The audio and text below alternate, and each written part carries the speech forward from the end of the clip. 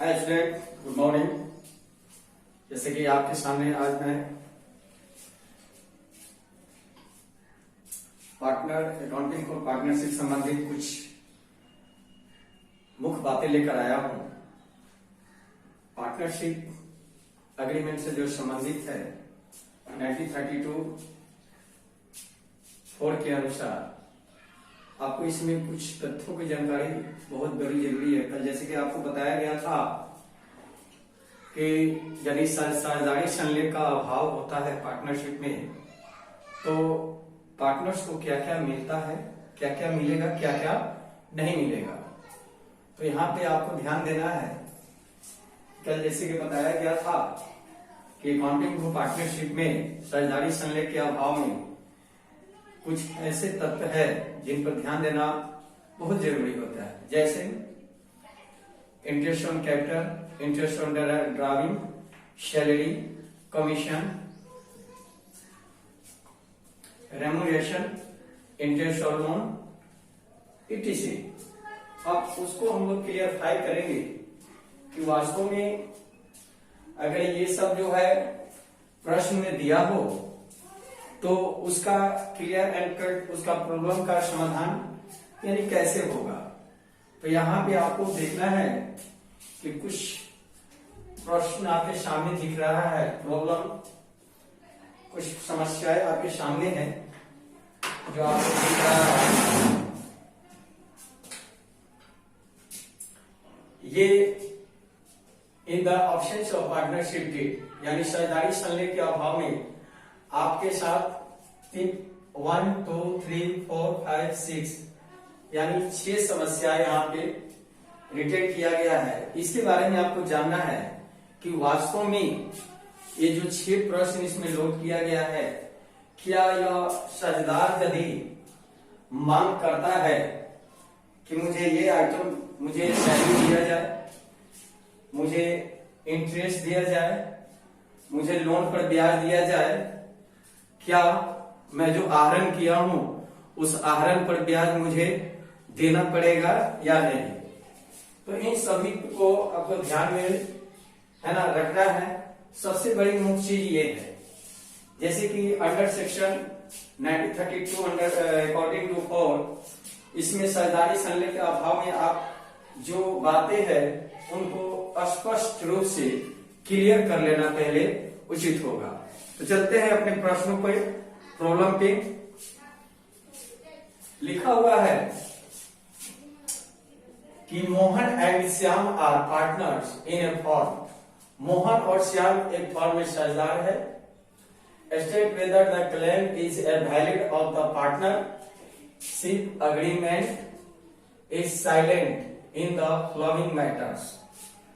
मतलब निम्नलिखित मामलों में साझेदारों के दावे की सत्यता बताए यदि साझेदारी संलेख में कोई है ना अभाव हो। तो कहता है कि मोहन, श्याम और पार्टनर 2 साझेदार मिलकर किसी साझेदारी संगठन का निर्माण करता है। निम्नलिखित कंडीशनों में फॉलोइंग मैटर्स जो दिया हुआ है 1, 2, 3, 4, 5, 6 निम्नलिखित कंडीशनों में अगर मोहन या सोहन किसी सैलरी का दावा करता है तो क्या उसका दावा करना ठीक है? क्या यदि वह लोन लगाया है, नंबर 2 में है, तो उस लोन पर 10% की दर से उसे ब्याज दिया जाएगा? क्या मोहन ने 20,000 जो है पूंजी है ना कंट्रीब्यूशन किया है और श्याम ने 50,000 जो है कैपिटल इन्वेस्ट किया है, तो Mohan want the profit be share equally. अब मोहन जो है प्रॉफिट को इक्वल मांगता है, जो फर्म का लाभ होता है उस प्रॉफिट को अगर बराबर बराबर हिस्सों में बांटने के लिए कहा जाता है तो क्या यह सत्य है या असत्य है। नेक्स्ट है Shyam want to interest on capital to be credit at the rate of 6% per annum.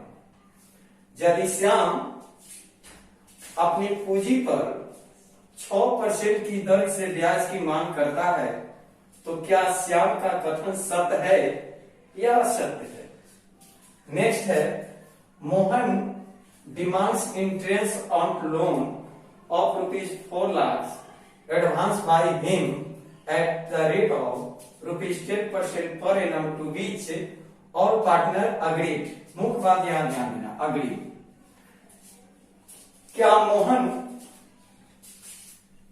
अगर 4 लाख सपोज दैट कि कैपिटल के रूप में मोहन ने इन्वेस्ट किया है फर्म में, उस 4 लाख पे मोहन यानी लोन के रूप में अतिरिक्त पूंजी लगाया था। मोहन ऑलरेडी फर्म में पहले से विद्यमान है, पहले वो पूंजी लगाया होगा, लेकिन उसके अलावा यदि वह 4 लाख और लोन के रूप में फर्म को देता है तो क्या उस लोन पर 10% की दर से पर एनम है ना ब्याज पाने का है ना हकदार होगा। ये बड़ी चीज है। नेक्स्ट, श्याम वांट तो क्या यह सत्य है या असत्य है? Shyam want his son Z, यानी श्याम यदि अपने जेड सन को मीन्स अपने बेटे को, श्याम अपने बेटे को जिसका नाम जेड है उसको अगर फर्म में शामिल करना चाहता है, join the firm and other partner agree to this. अगर जेड को शामिल करना चाहता है और फर्म में विद्यमान सभी साझेदार अगर अग्रीड है, सहमत है कि नहीं जेड को लिया जा सकता है, तो क्या यह सत्य कथन सत्य है या असत्य है?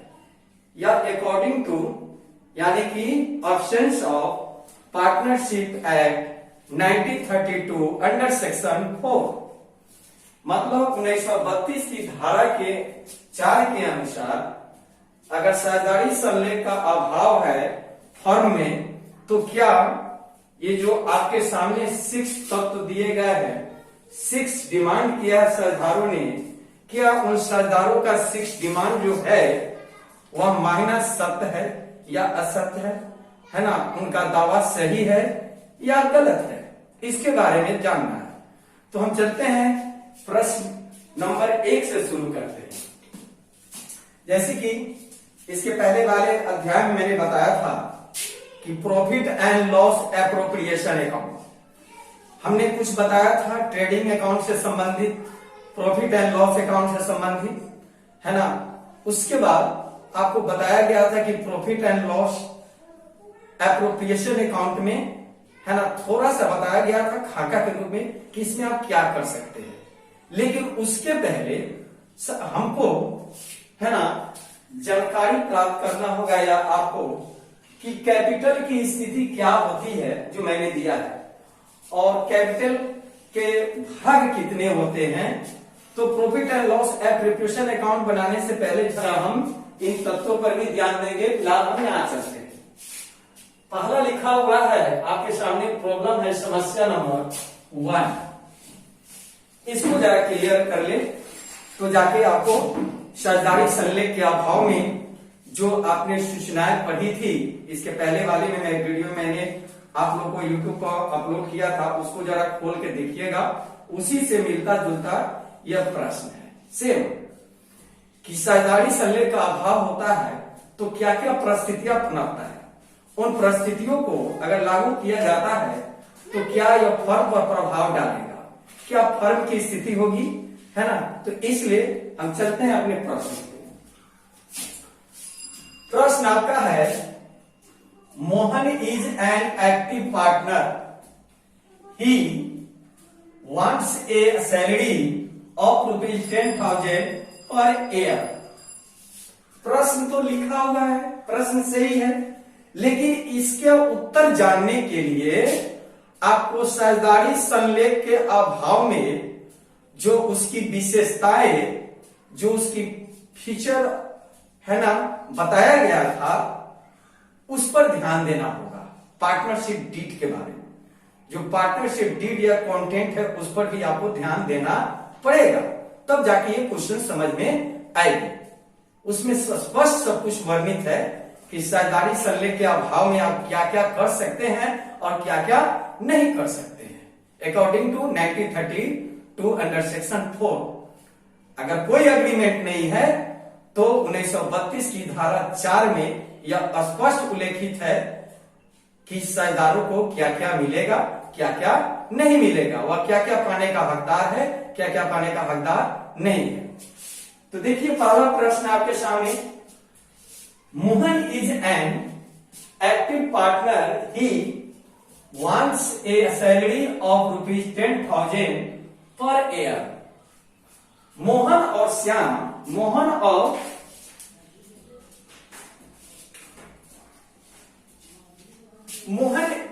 और श्याम एक फर्म में साझेदार है और मोहन जो है पार्टनर के रूप में शामिल है फर्म में, और वह सैलरी के रूप में 10,000 है ना पर ईयर मांग करता है। तो क्या मोहन का दावा गलत है या नहीं? कब? साझेदारी संलेख के अभाव में। चलिए आते हैं। तो यहां पे पहला जो क्वेश्चन है, यह मोहन का दावा बिल्कुल गलत है। क्यों? क्योंकि बताया गया है, मैं पहले इसको क्रॉस मार्क कर दूं,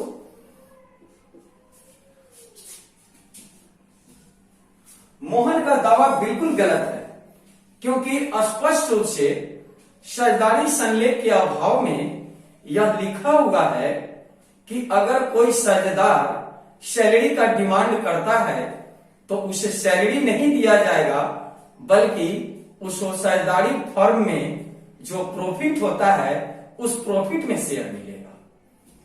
इसलिए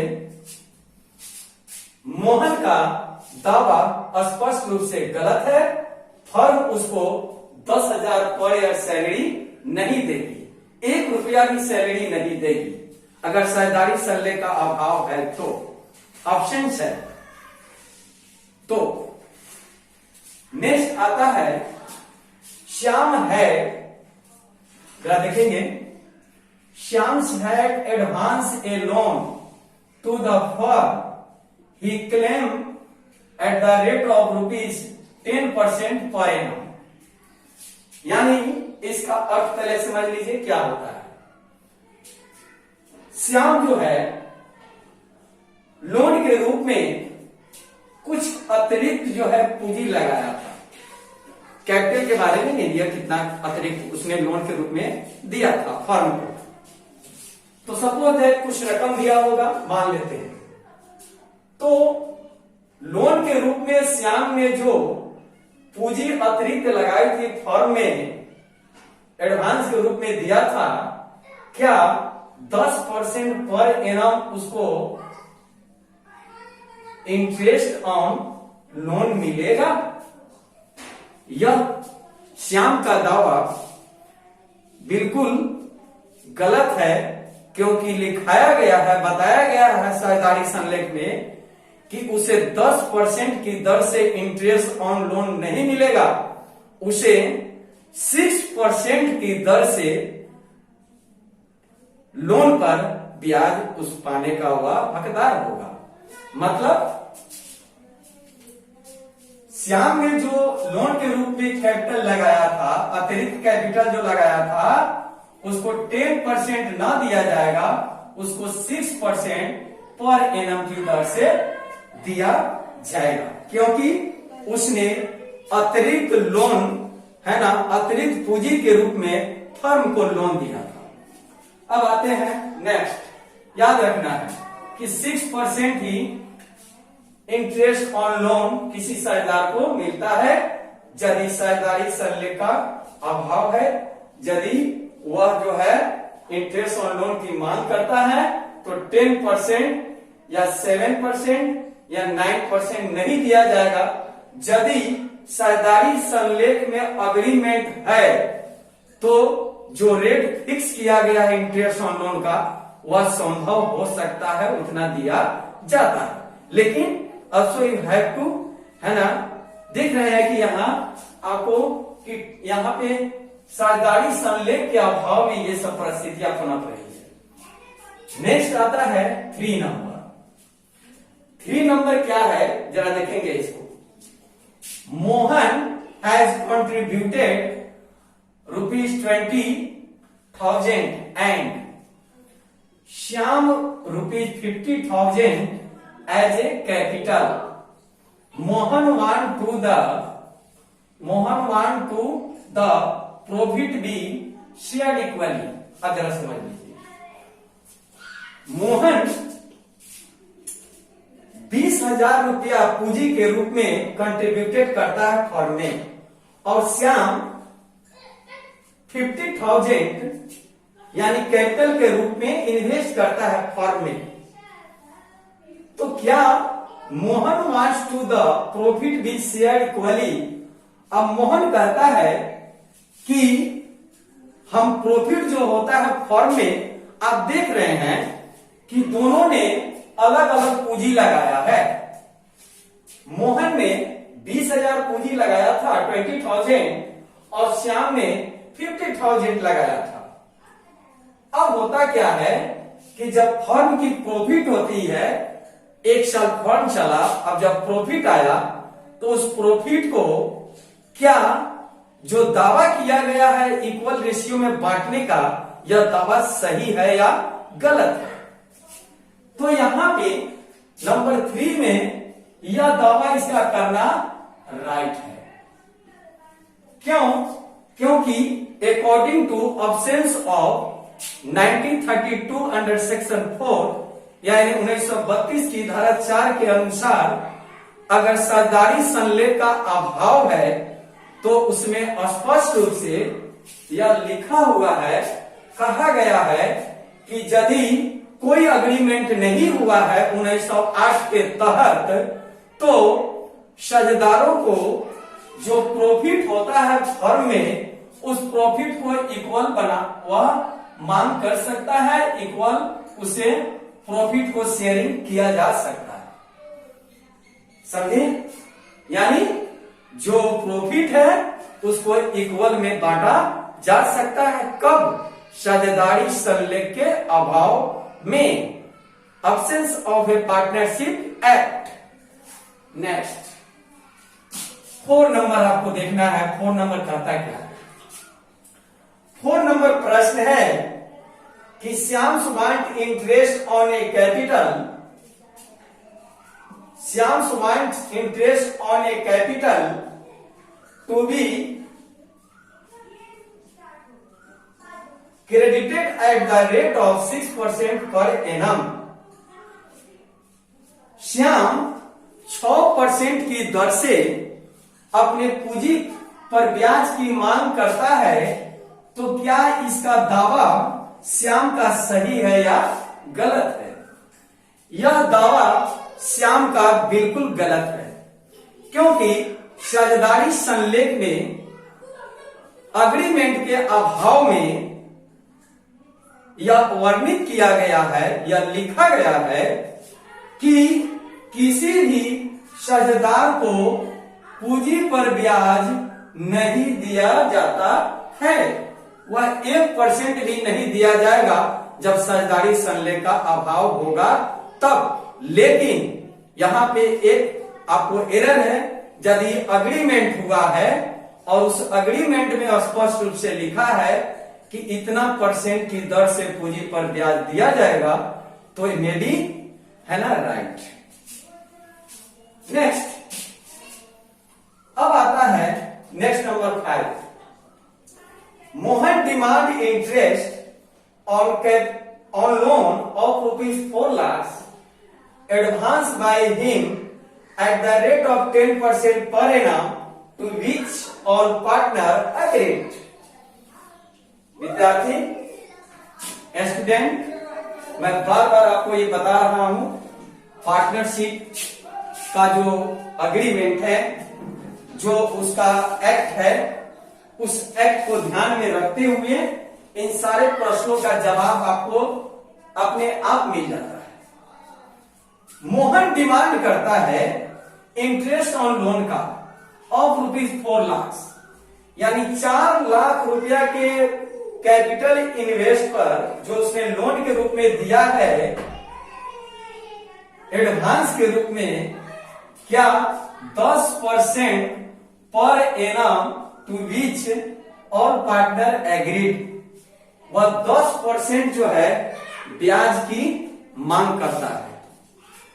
तो यहां पे स्पष्ट लिखा हुआ है अग्री। अग्री का मतलब होता है बच्चे सहमत। अग्री का मतलब होता है सहमत, यानी साझेदार, सभी साझेदार जो उसमें 2 साझेदार है वह पूर्ण रूप से सहमत है कि उसे लोन पर ब्याज है ना 10% दिया जाएगा। ठीक है, तो अब सवाल उठता है कि क्या यह सही है या गलत है। मतलब आपको पता है कि लोन पर ब्याज जो है 6% की दर से दी जाती है, लेकिन अग्री का मतलब होता है सहमत। सहमति जताना मतलब ऑलरेडी अग्रीमेंट में यह आ जाता है। 1908 के तहत इसका मतलब अग्रीमेंट हुआ था। तो जो ब्याज की परसेंटेज चार्ज किया गया है वह सर्वथा मांगने का उसे हक है। तो इसलिए यह जो प्रश्न इसका दावा है मोहन का, वह राइट है। मोहन का जो दावा है वह राइट है, क्योंकि जो मोहन और सोहन 2 साझेदार है, वह पार्टनरशिप जिसने किया था वह दोनों की सहमति से 10% की दर से मोहन को लोन पर ब्याज है ना दिया जाने का लिखा हुआ था, इसलिए यह बिल्कुल सही है। नेक्स्ट है 6 नंबर। Shyam wants his son Z to join the firm and other partner agree to this. जरा समझिए इसको। Shyam wants his son Z to join the firm, यानी श्याम अपने पुत्र जेड को फर्म में प्रवेश देना चाहता है,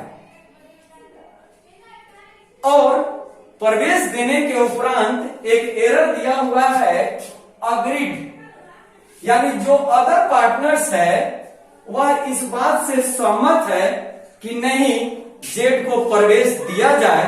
तो क्या यह दावा सही है या गलत है? तो श्याम का दावा बिल्कुल राइट है। क्यों? क्योंकि श्याम का दावा इसलिए बिल्कुल राइट है क्योंकि अग्री जो मैंने बताया यहाँ पे अग्री एरर है, यह सहमति को दर्शाता है। मतलब दोनों साझेदार की सहमति से जो नया साझेदार जो यहाँ पे आपको जेड बनता है, जेड को इंटर किया गया बिजनेस में दोनों साझेदार की सहमति से, मीन्स मोहन और श्याम दोनों साझेदार की सहमति से, इसलिए श्याम का दावा बिल्कुल सही है और यह मान लिया गया कि नहीं जेड को फर्म में प्रवेश दिया जाएगा, हम लोग सहमत हैं, तो यह दावा इनका बिल्कुल सही है। तो आप विद्यार्थी समझ गए। अब इस पर मैं अब कुछ बताना चाहता हूं, आगे का क्या प्रक्रिया होने वाला है, आगे अकाउंटिंग फॉर पार्टनरशिप में आपको क्या क्या करना है।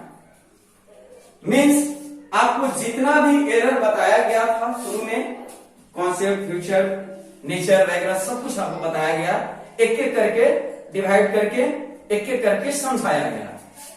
अब इसके बाद जो इसका चलन आता है, आप क्या करेंगे, तो पहले इसको हम थोड़ा सा 5 मिनट का वक्त लेंगे आपको समझाने के लिए। मतलब 2 चीज पर मुख्य बातों पर पार्टनरशिप बनाने के लिए 2 मुख्य बातों पर बहुत ध्यान देना अति आवश्यक है। पहला ओरल एग्रीमेंट या रिटन एग्रीमेंट।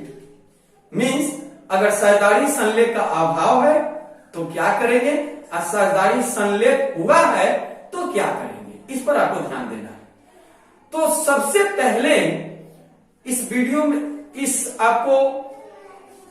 क्लास के पहले मैंने बताया था आप लोगों को कि साझेदारी संलेख के अभाव में साझेदारों को क्या मांगने का हक है, क्या मांगने का हक नहीं है, तो उसको ध्यान में रखना है। अग्रीमेंट हुआ है तो उस अग्रीमेंट में पेपर पर, बाउंड पेपर पर क्या लिखा हुआ है उस बातों को भी ध्यान देना अनिवार्य है, जो 1908 के तहत अग्रीमेंट होता है। ठीक है, अब हम बढ़ते हैं आगे।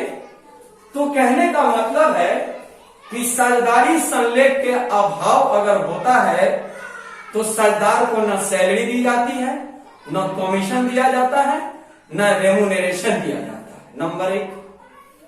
नंबर 2, पूंजी पर ब्याज क्या साझेदारों को मिलेगा? तो साझेदारी संलेख के अभाव में absence of A partnership act, इसके अभाव में आपको वह किसी तरह का पूंजी पर ब्याज मांगने का हक नहीं है, साझेदारों को पूंजी पर ब्याज नहीं दिया जाता। नेक्स्ट आता है interest on loan. Interest on loan एक अलग तरह का मुद्दा है, यानी साझेदार अपने पूंजी के अलावा कुछ रकम एक्स्ट्रा के रूप में फर्म को विकास करने के लिए इन्वेस्ट करता है। तो एक्स्ट्रा जो कैपिटल उसने इन्वेस्ट किया है उस लोन पर उसको 6% की दर से ब्याज दिया जाएगा। यह ऑप्शंस ऑफ पार्टनरशिप एक्ट में स्पष्ट रूप से लिखा हुआ। नेक्स्ट, यदि किसी साझेदार ने कुछ रकम अपने कैपिटल से आहरण किया है तो क्या फर्म आहरण पर ब्याज चार्ज करेगा? मीन्स क्या साझेदारों को आहरण पर ब्याज फर्म को देना पड़ेगा?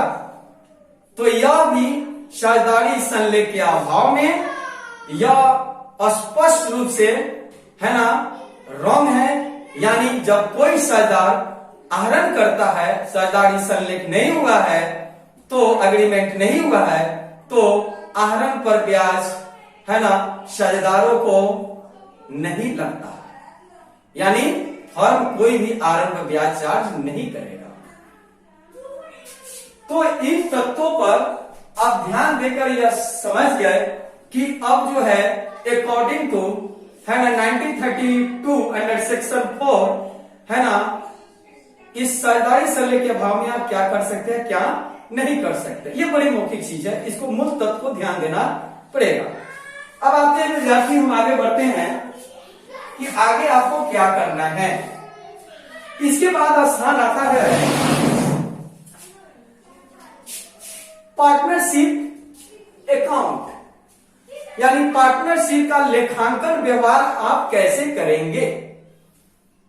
जो प्रविष्टियां करनी है, कैपिटल बनाना है, कैपिटल अकाउंट, तो कैपिटल अकाउंट का क्या क्या रूप होता है, किस कंडीशन में कौन सा कैपिटल अकाउंट बनता है ना, इस पर आपको ध्यान देना अति आवश्यक है।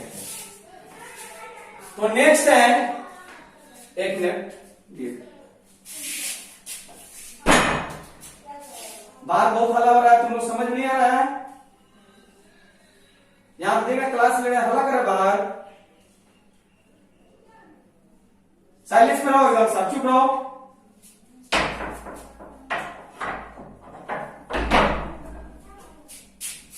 ओके देन, आपको पता है कि मैं अपने घर में ही सब कुछ व्यवस्था किया है, बिकॉज लॉकडाउन चल रहा है और लॉकडाउन की स्थिति में हम कहीं आ जा नहीं सकते हैं, है ना, बड़ी समस्या आ गई है।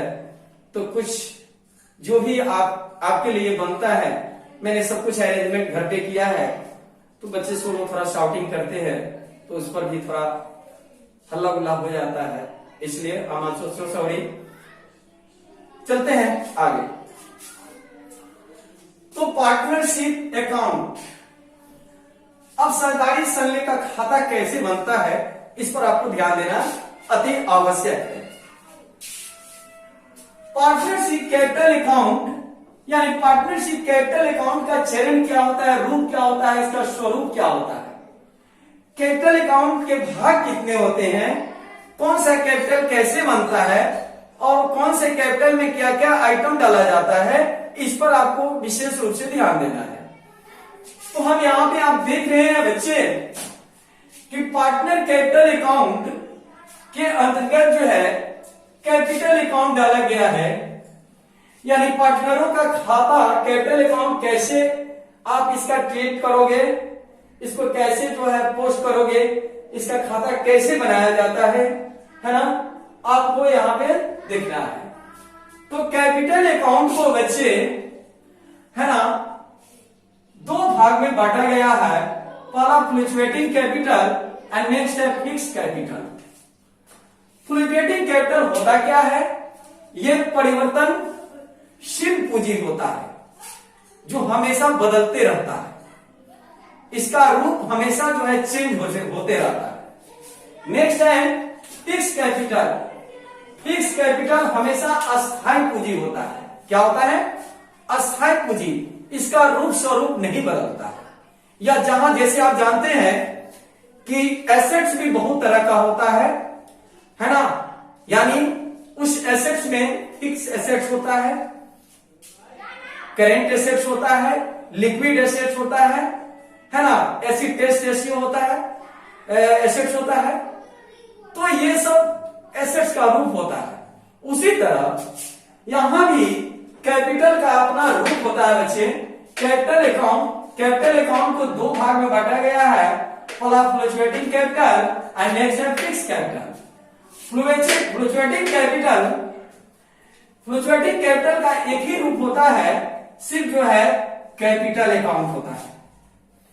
फ्लक्चुएटिंग कैपिटल की सिर्फ में स्थिति में एक ही खाता आपको बनाना पड़ेगा, वो सिर्फ कैपिटल अकाउंट बनाना पड़ता है। नेक्स्ट, उसके बाद आता है बच्चे नेक्स्ट फिक्स्ड कैपिटल, अस्थायी पूंजी। ये अस्थायी पूंजी के कितने रूप होते हैं? तो अस्थायी पूंजी के there are two parts of fixed capital, यानी first is capital account and second is current account. Partnership में जब बच्चे एडमिशन शुरू किया जाता है तो मुख्य रूप से इसका बहुत इस्तेमाल होता है, क्योंकि जो बैलेंस शीट होता है उस बैलेंस शीट में ऑलरेडी पार्टनर करेंट अकाउंट का लायबिलिटी साइड में अमाउंट दिया रहता है। जितने भी सरदार रहेंगे, मान लो 3 सरदार है सपोज दैट, तो तीनों सरदार का है ना आपको ये करेंट अकाउंट का पिछले साल का बैलेंस रहेगा और कैपिटल अकाउंट जो में कैपिटल अकाउंट रहता है उसका बैलेंस रहता है।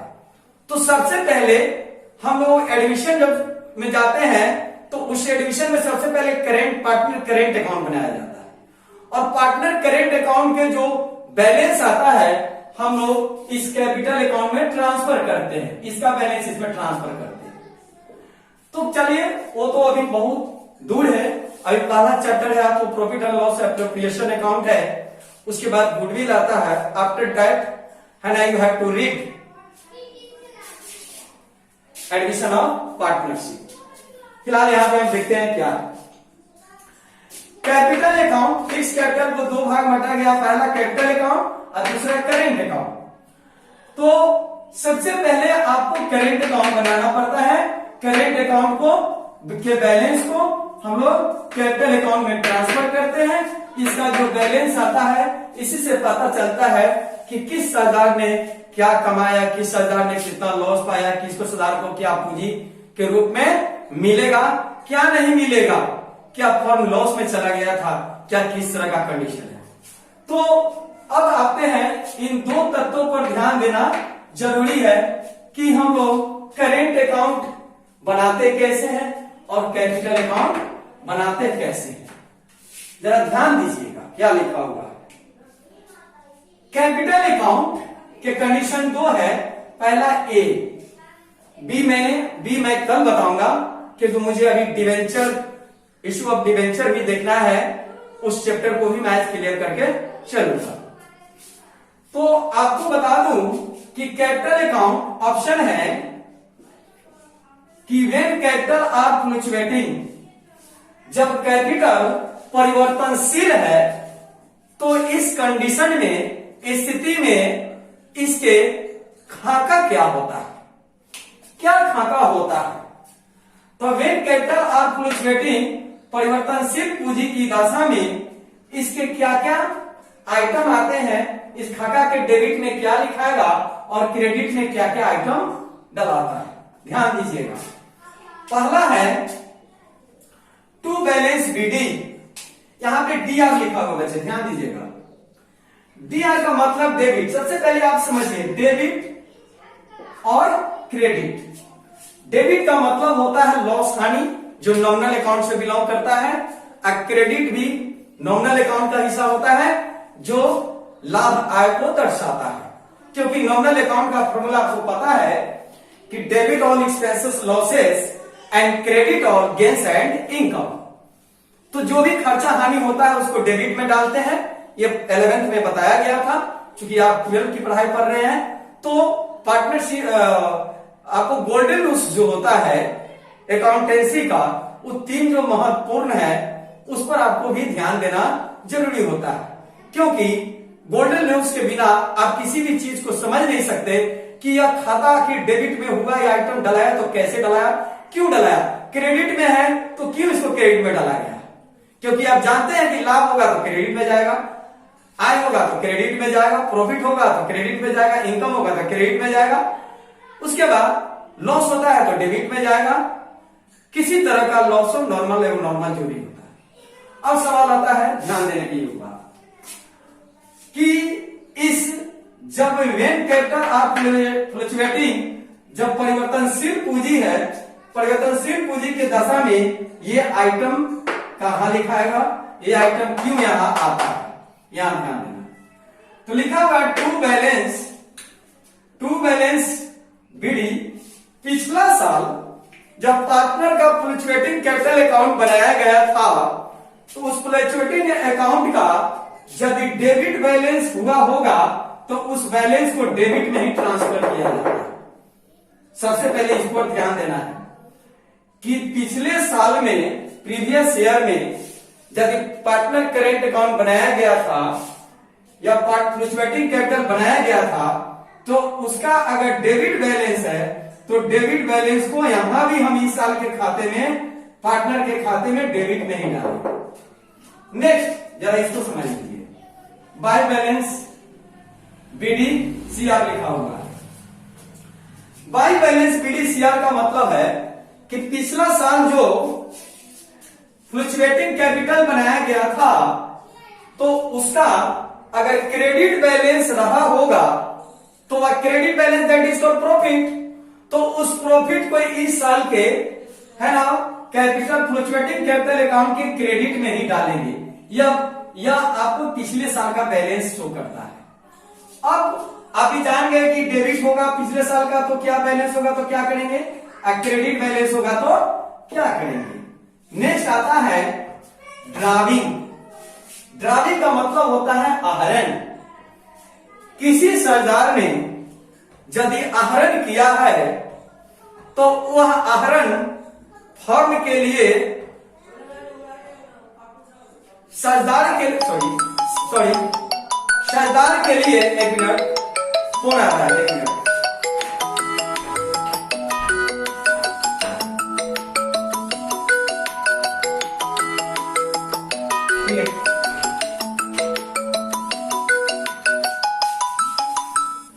अगर किसी सरदार ने